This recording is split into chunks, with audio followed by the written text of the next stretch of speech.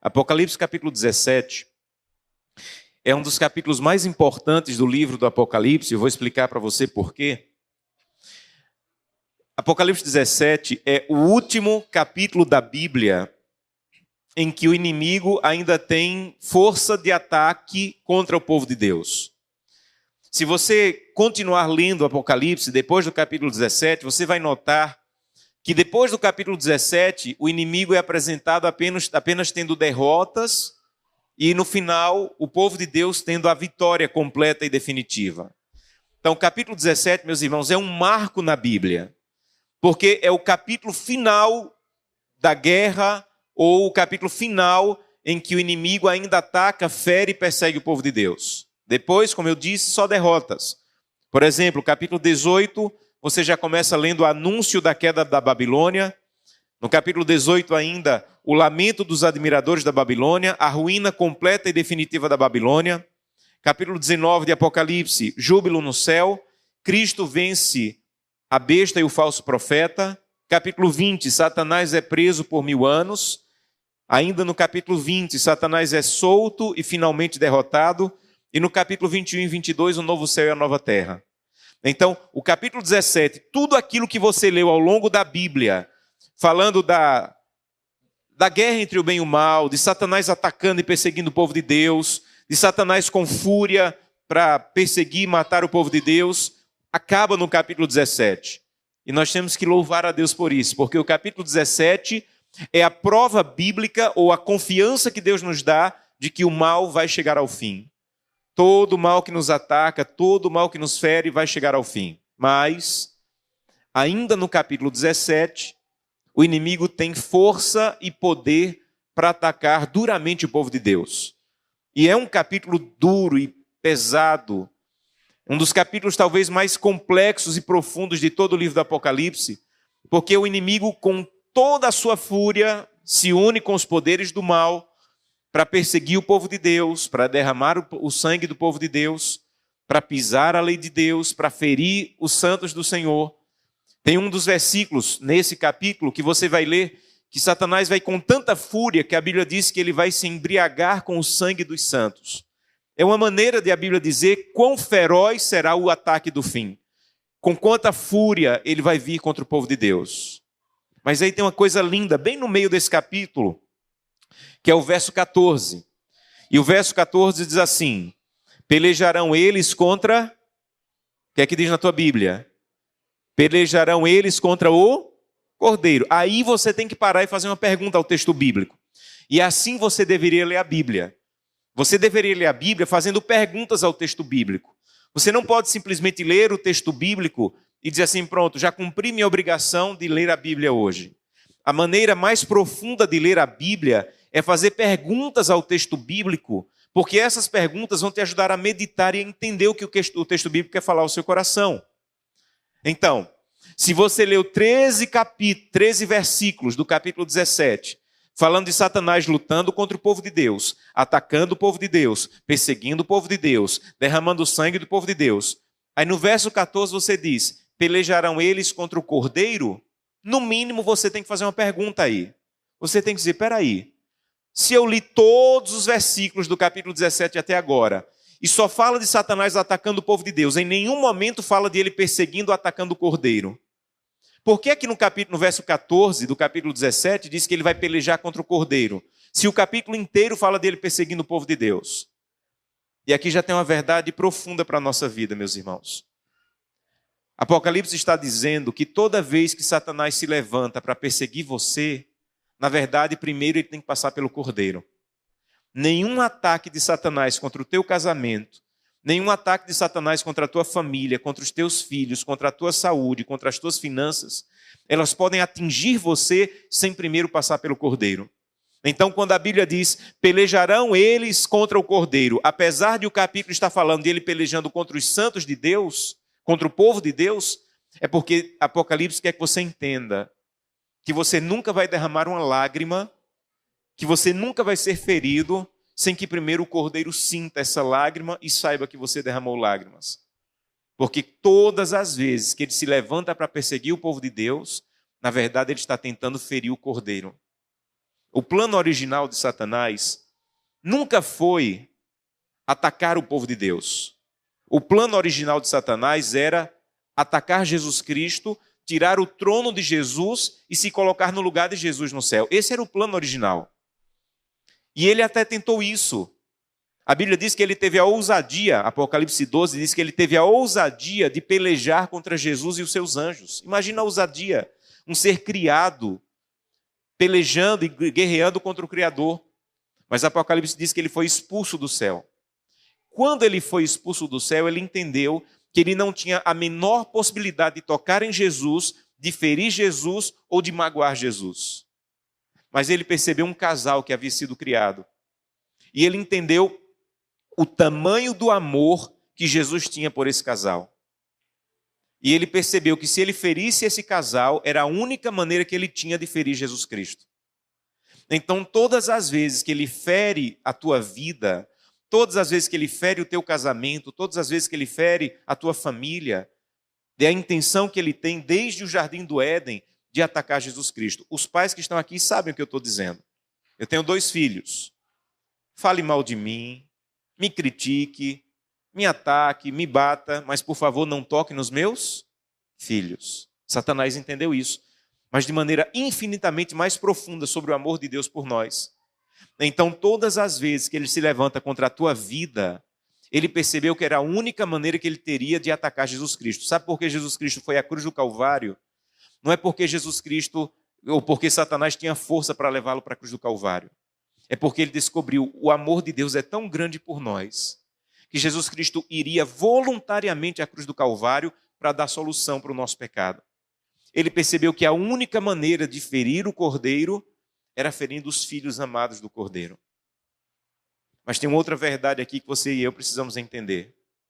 Veja, todas as vezes que Satanás nos leva ao pecado, ele não está preocupado com a nossa vida. Se Satanás consegue fazer com que um homem adultere, se Satanás consegue fazer com que uma mulher adultere, ele não está preocupado com você, com sua esposa, com seu esposo, com seus filhos ou com a igreja.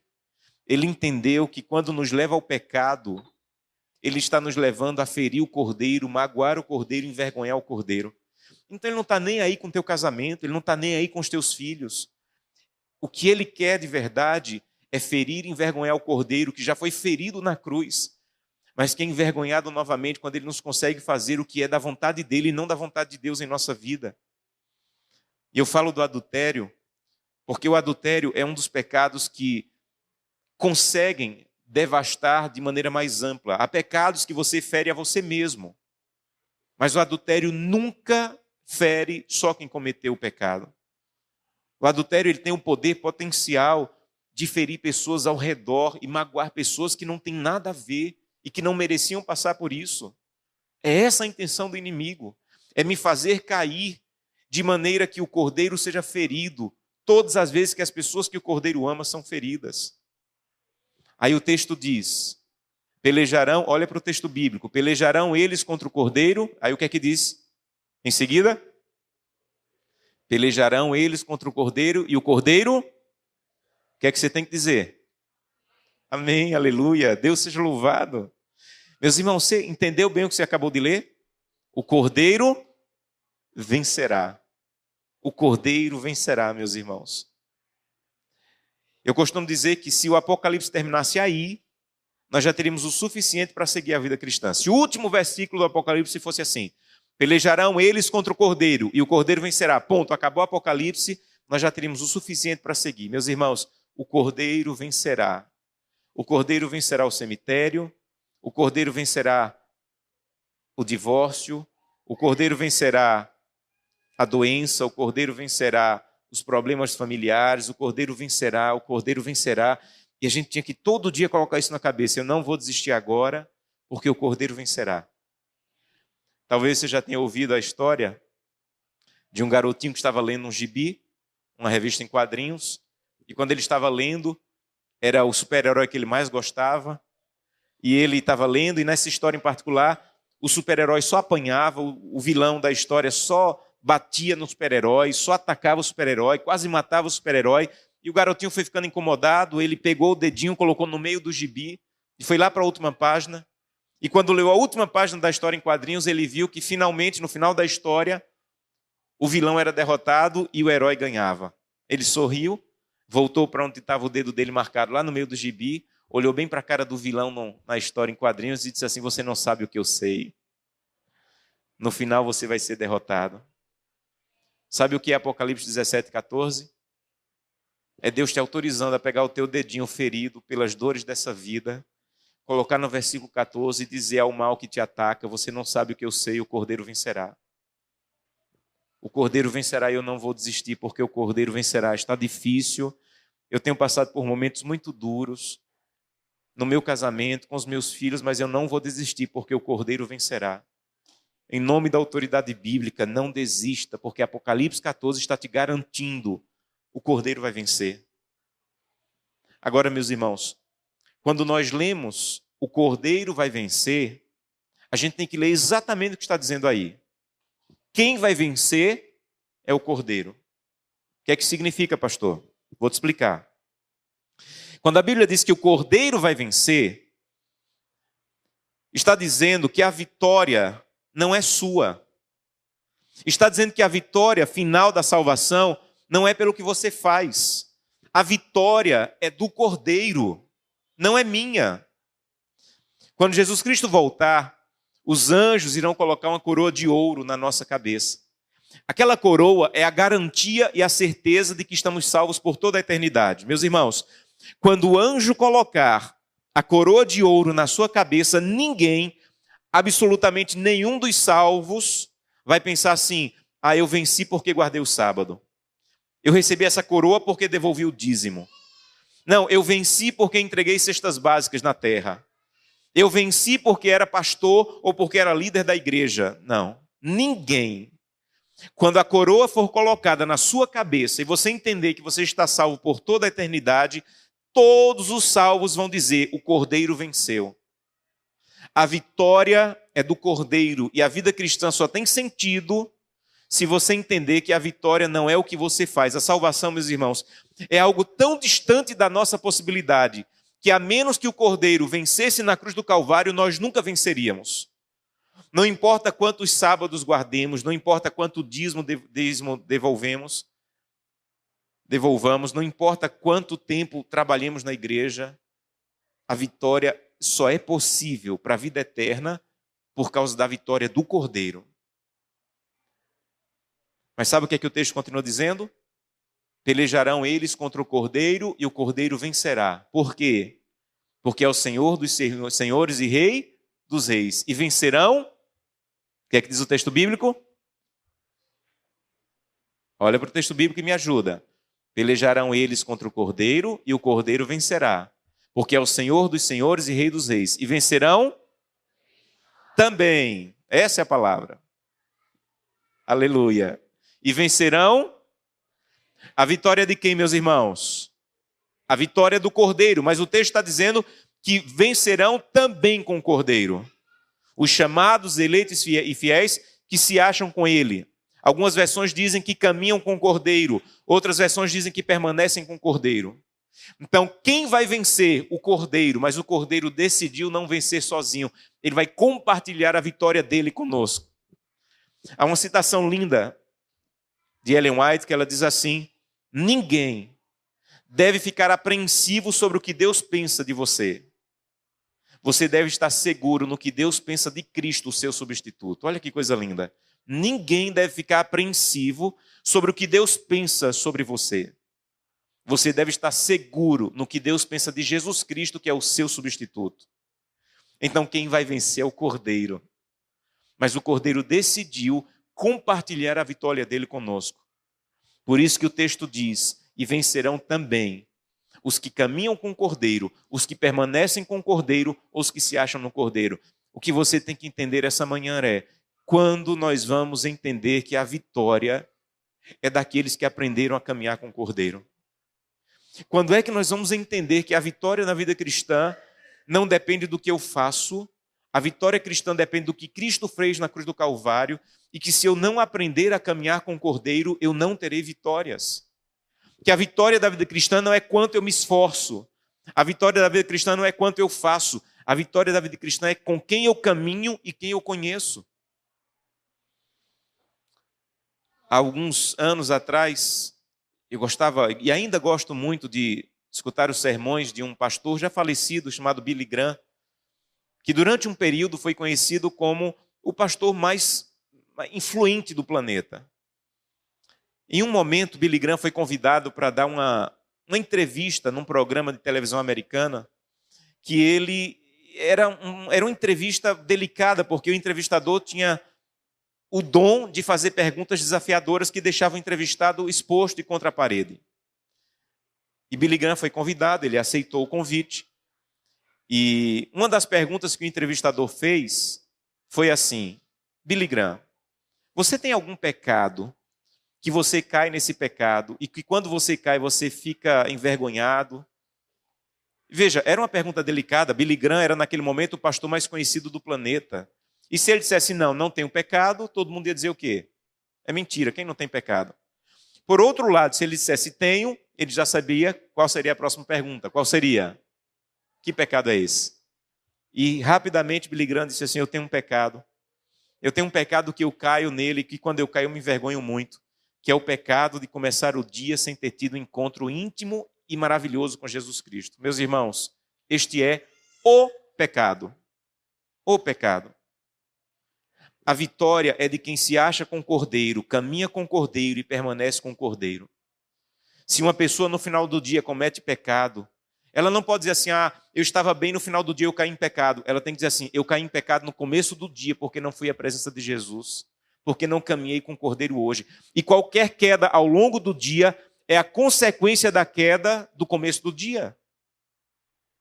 Você não cai no final do dia se você permanecer de joelhos na presença de Jesus no começo do dia, aprender a caminhar com Ele.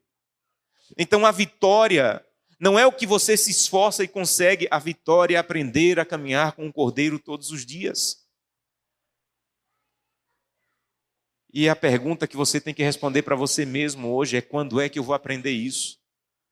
Quando é que eu vou aprender a não deixar minha família sair de casa sem o culto familiar? Quando é que eu vou aprender a nunca mais começar o dia sem ir à presença de Deus e passar tempo com a Bíblia e com a oração?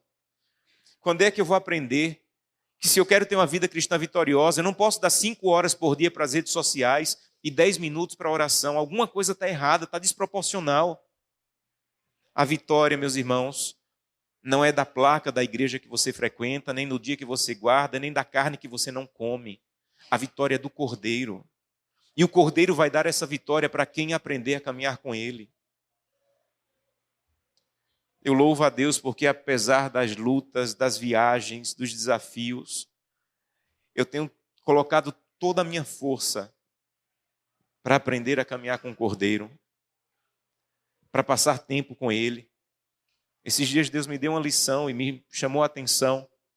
Eu tenho um Instagram que eu uso só para coisas de igreja. Você não vai ver foto de viagem, você não vai ver fotos da minha família, só coisas de igreja, de pregações. Mas o Instagram me mandou uma notificação dizendo que eu estava passando 40 minutos por dia no Instagram. E eu não estava passando 40 minutos por dia orando. E Deus me disse assim: tem alguma coisa errada aqui. Como é que você tem mais tempo para o Instagram do que para a oração? E Deus me disse: se você não colocar isso em ordem, se você não aprender a andar mais comigo do que você está andando com o Instagram, você vai se atrapalhar na vida cristã. Porque a vitória não é o fato de você ser pastor. A vitória é você aprender a caminhar com o Cordeiro. E eu louvo a Deus porque a duras penas, com quedas e lágrimas, eu tenho aprendido. Eu preciso caminhar com o Cordeiro. Eu preciso ensinar isso para os meus filhos.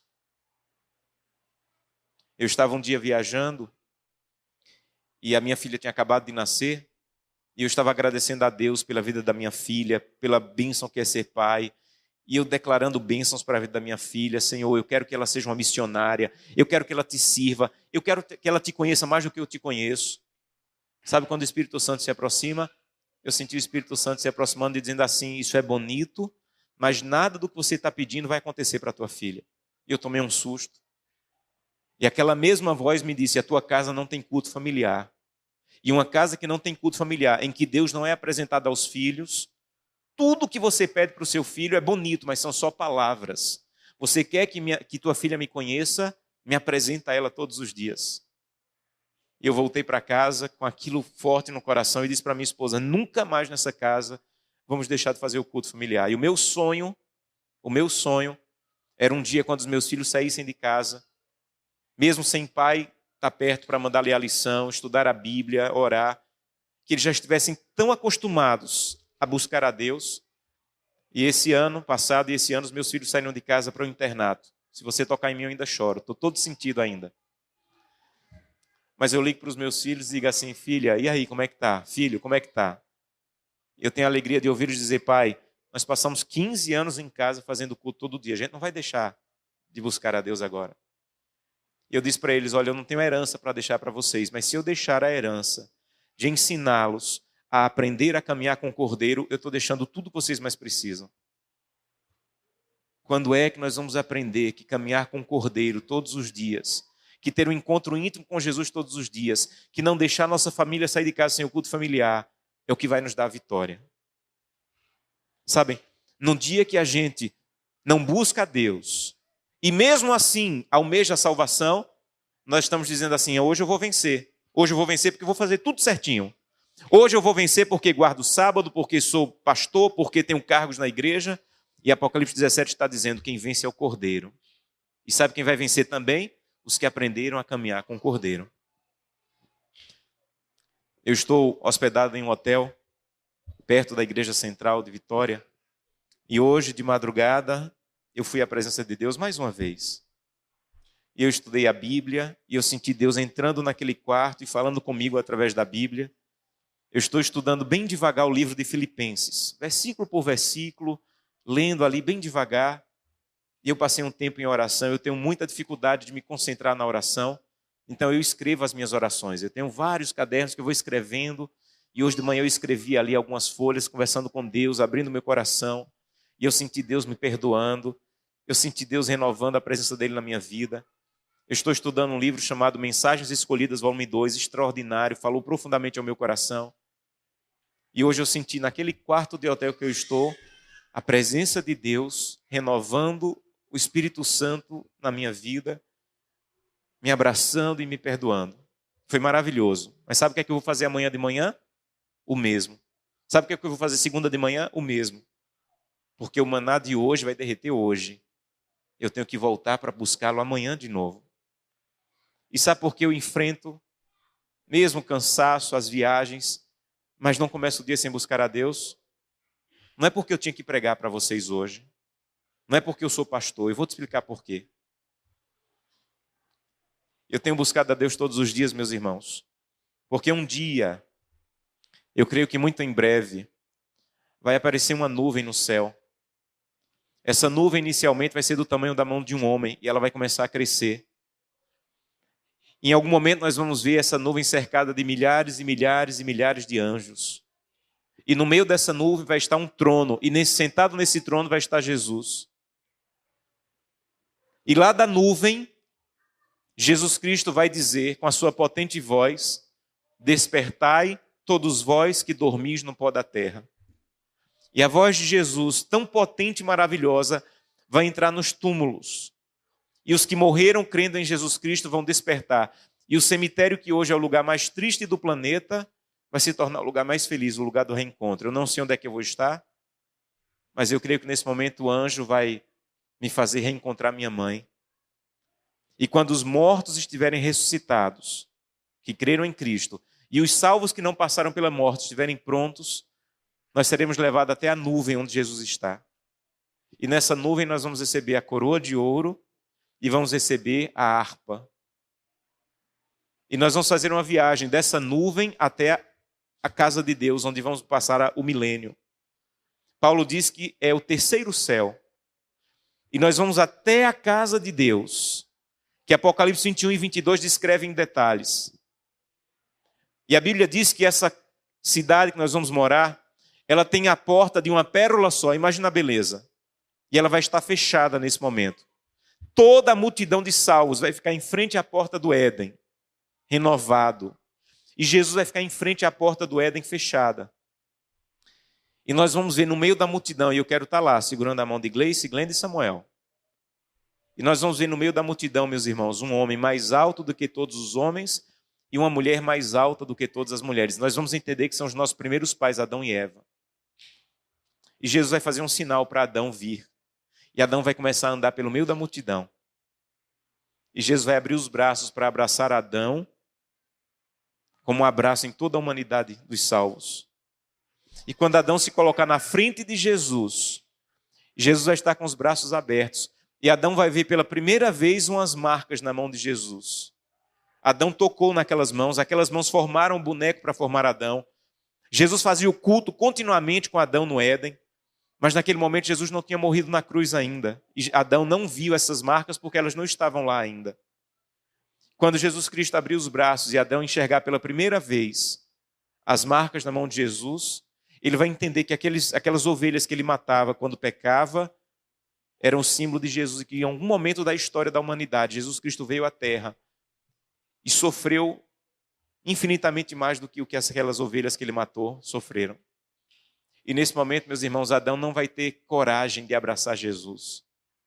Ele vai se ajoelhar aos pés de Cristo, ele vai tirar a coroa, vai colocar nos pés de Jesus e vai dizer: digno, digno, digno é o Cordeiro que foi morto e reviveu. Jesus vai se abaixar, vai levantar Adão, vai colocar a coroa de volta na cabeça de Adão e vai virar Adão para toda a multidão de salvos. E vai dizer nesse momento, meus irmãos, o que eu mais sonho escutar Jesus dizendo. Ele vai dizer: vosso conflito está terminado. Vinde, benditos do meu Pai, e possui por herança o reino que vos está preparado desde a fundação dos tempos. Meus irmãos, o que eu mais sonho na minha vida ouvir é Jesus dizendo: vosso conflito está terminado. Quando ele disser isso, eu vou entender que nunca mais vou ter que conversar com casais que estão querendo o divórcio. Nunca mais alguém vai me ligar para dizer: pastor, você pode vir fazer um culto fúnebre. Nunca mais Satanás vai me atacar e tentar me derrubar e me afastar de Deus. Nunca mais eu vou estar inseguro de até quando as pessoas que eu amo irão viver. Quando Jesus Cristo disser: o vosso conflito está terminado, você vai entender. Acabou. A salvação está começando. E com essa mão marcada pelos cravos, Jesus vai abrir a porta de pérola do céu. E ele e Adão à frente irão guiar a multidão dos salvos. Nós vamos entrar na porta de ouro, na porta de pérola, vamos andar pelas ruas de ouro e seremos conduzidos até a árvore da vida. E na árvore da vida nós vamos comer dos frutos da árvore da vida. Os homens nesse momento irão crescer a estatura de Adão, as mulheres irão crescer a estatura de Eva. Você já vai estar completamente feliz. Mas em algum momento Jesus Cristo, aquele mesmo que você viu na nuvem, aquele mesmo que você viu na porta do céu, ele vai começar a andar entre as pessoas. E em algum momento você vai pensar: será que ele está vindo falar comigo? E em algum momento ele vai ficar tão perto de você que você vai pensar: ele está vindo falar comigo. E Jesus Cristo vai se colocar na minha frente, na sua frente. E ele vai tocar o seu rosto. E ele vai enxugar dos seus olhos toda lágrima. Eu tenho a minha teoria sobre essa lágrima que ele vai enxugar. Pode ser o que for vai ser bom, mas na minha cabeça, a última lágrima que ele vai enxugar é aquela dor que você passou na terra que ele nunca te explicou. Quando minha mãe faleceu, era o ano do meu casamento, ela estava organizando tudo. Era o meu segundo ano de ministério, ela era mais a pastora do distrito do que eu. Eu tinha 21 anos de idade. E Deus me confortou, Deus me ajudou, mas Deus nunca me explicou por que naquele momento. E quando ele enxugar os meus olhos, eu vou dizer: louvado seja Deus porque aconteceu do jeito que aconteceu. E nesse momento ele vai me abraçar. Os braços dele irão me envolver. E ele vai me dizer: seja bem-vindo para a eternidade. Então deixa eu te explicar por que hoje de madrugada eu busquei a Deus. Não é porque eu sou pastor. E não é porque eu tinha que pregar para vocês. É porque eu não quero perder esse abraço. É porque eu já entendi que a vitória não é porque eu sou pastor, porque guardo o sábado. É porque eu aprendi a caminhar com o Cordeiro. Igual a você, nem todo dia eu tenho vontade de orar, Nem todo dia eu tenho vontade de ler a Bíblia, mas todo dia eu tenho vontade de abraçar Jesus pessoalmente. E é o desejo profundo por esse abraço que me faz todo dia a presença de Deus e aprender a caminhar com o Cordeiro.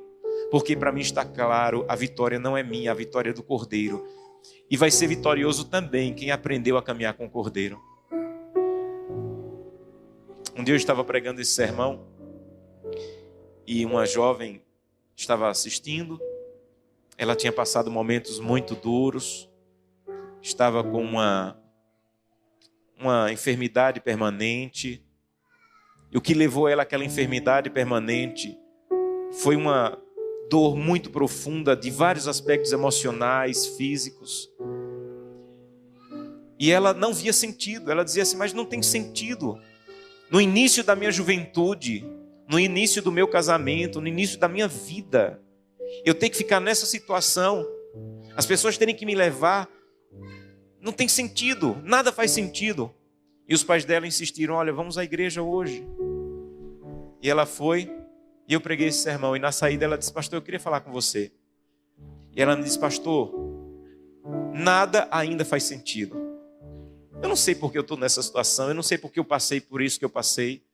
Mas hoje eu decidi, eu não vou perder esse abraço. Pode não ter sentido aqui, pode ser que um dia lá ele me faça entender o sentido.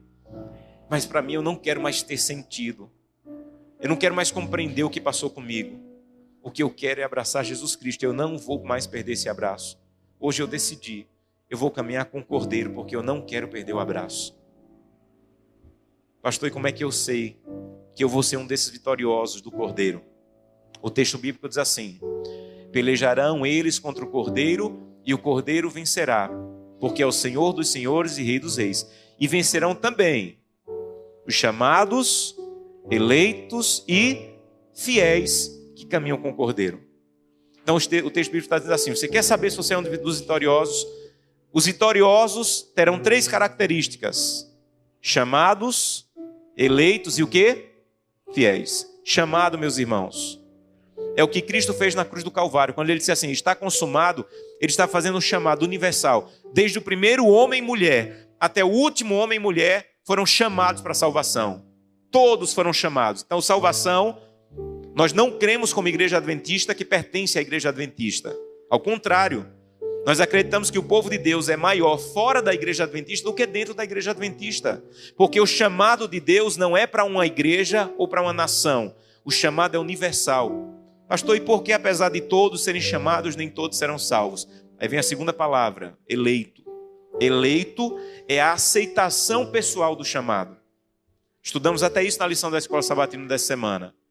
Deus não tem eleição de dizer você está salvo, você está perdido. Não.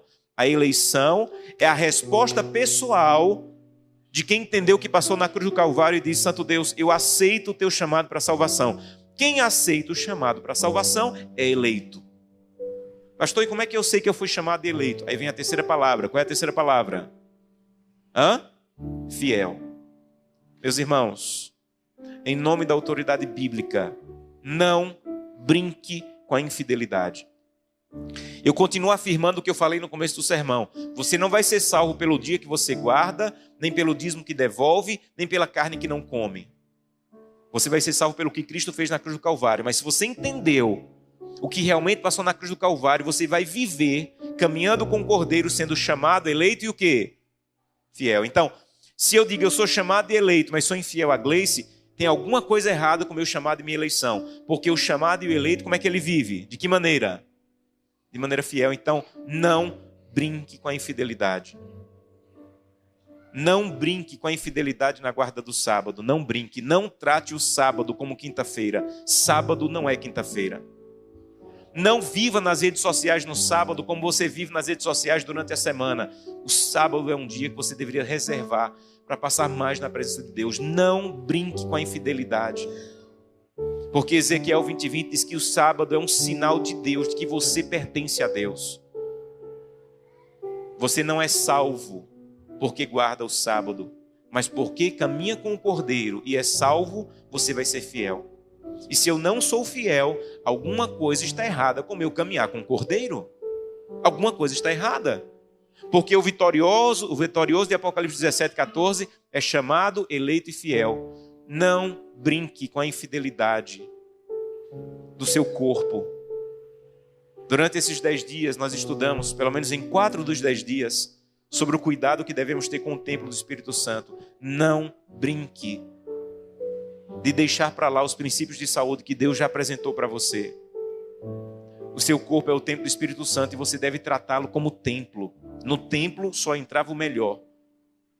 Pode olhar para o templo e para o tabernáculo, só o melhor azeite, a melhor madeira, a melhor oferta. Isso aqui agora é um templo. E eu tenho que colocar aqui o melhor, porque aqui habita o Espírito Santo. Então não trate os princípios de saúde como uma coisa que podem ser menosprezadas, que são de menor importância na vida cristã. Não brinque com a infidelidade com o seu corpo, porque os vitoriosos são chamados, eleitos e fiéis. Meu irmão, minha irmã, não brinque com a infidelidade da comunhão com Deus. Não brinque.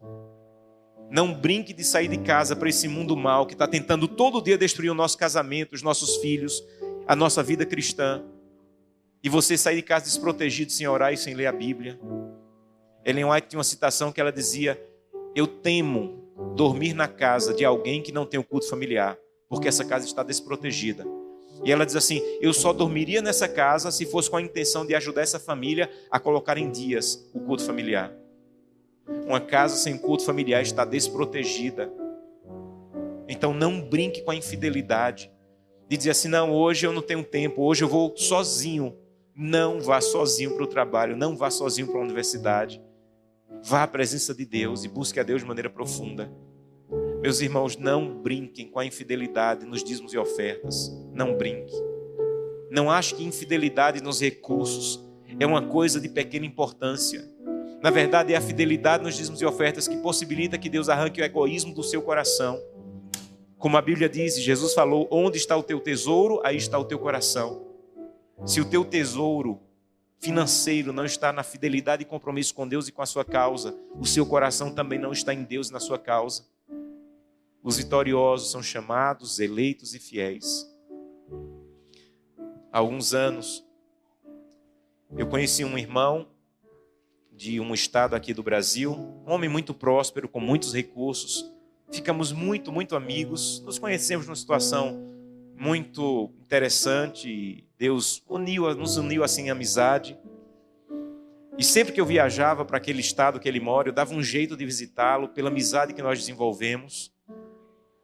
E um dia ele me ligou e disse: pastor, eu estou com uma doença, tenho poucos meses de vida, uma doença séria, e essa doença rapidamente tirou a força do meu amigo, a saúde. E era muito comum no sábado pela manhã ele me ligar e dizer: ô pastor, hoje eu estou fraquinho, não tenho como ir para a igreja, mas eu acabei de assistir um sermão seu aqui no YouTube, eu queria conversar desse sermão e orar com você. Onde eu estivesse na América do Sul, entre 6 da manhã e 9 da manhã, ele me ligava: pastor, assisti um sermão aqui, queria orar com você. E em setembro do ano retrasado, 2023, eu estava pregando na Argentina e às 9 horas da manhã a esposa dele me ligou. E eu pensava que é por um sermão que ele estava assistindo, e a esposa disse assim: ô pastor, hoje não é por um sermão, seu amigo está na UTI e o médico disse que ele tem poucas horas de vida. Naquele mesmo dia, meu amigo descansou. Eu estava longe, não pude estar com a família, mas durante a semana eu liguei para a esposa para orar com ela, para chorar um pouquinho pela amizade que nós tínhamos. E ela disse assim: pastor, você quer saber como foram os últimos dias da vida do seu amigo? Eu disse: claro.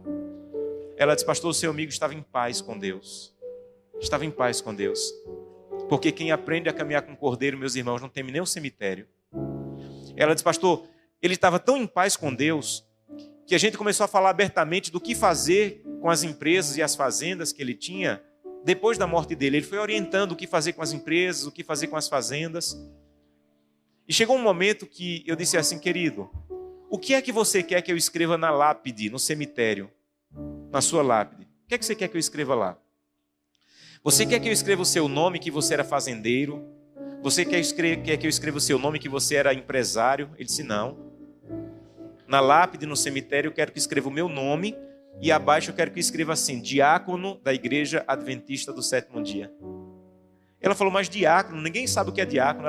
Aí ele falou: por isso, porque vão lhe perguntar: que negócio é esse dia diácono aqui? Aí é a sua oportunidade de dizer quem eu sou e o Deus que eu sirvo. Ele disse, eu não quero ser conhecido pelas empresas, nem pelas fazendas. Eu quero ser conhecido pelo Deus que eu servi.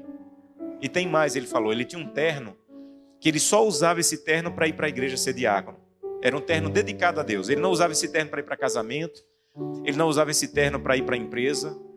Ele falou, eu quero ir para o cemitério vestido com o meu terno de diácono. Porque quando Jesus voltar, ele vai me ressuscitar. E quando ele me ressuscitar, eu vou dizer, Jesus, se tiver diácono no céu, eu já estou vestido, já estou pronto. E meu amigo foi para o cemitério vestido com seu terno de diácono e me deixou uma grande lição. Chamado, eleito e fiel é quem aprendeu a caminhar com o Cordeiro, que não teme a morte e tem segurança de quando Jesus Cristo aparecer, ouvir Jesus dizendo, bem está, servo bom e fiel. Você foi fiel num pouco, né, na terra, mas você vai receber o muito que meu Pai tem preparado para você na eternidade.